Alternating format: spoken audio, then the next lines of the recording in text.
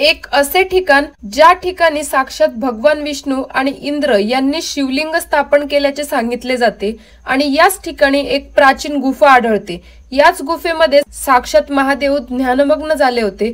हे स्थान अहमदनगर जिल्ह्यातील श्रीरामपूर तालुक्यातील बेलापूर गावात आहे। प्रवरा नदीकाठी असलेले बन हे अतिशय निसर्गरम्य वातावरणात आहे आणि बेलापूर बन म्हणजेच हरिहर केशव गोविंद बन एक अतिशय प्राचीन असलेले ठिकाण ज्याचा इतिहास खूपच प्राचीन आहे। या ठिकाणी पूर्वी बेलाचे बन होते, त्यामुळेच या गावाच्या नावात बेलाच्या पानांचा उल्लेख आहे। बेलापूर भारतात अनेक शिवलिंगाची मंदिरे बघायला मिळतात, पण भारतात या ठिकाणी एकमेव स्तंभरूपी शिवलिंग असलेले ठिकाण आहे। तसेच हिंदू धर्मात अनेक पुराण लिहिले गेले, त्यापैकी स्कंद पुराणात या ठिकाणाचे वर्णन आढळते। भक्तराज नांगू व डांगू, संत केशवदास, विद्यानंद स्वामी यांच्या समाध्या आहेत। मंदिर परिसर अत्यंत निसर्गरम्य आहे आणि इथे आल्यानंतर खरंच मनाला खूप प्रसन्न वाटते।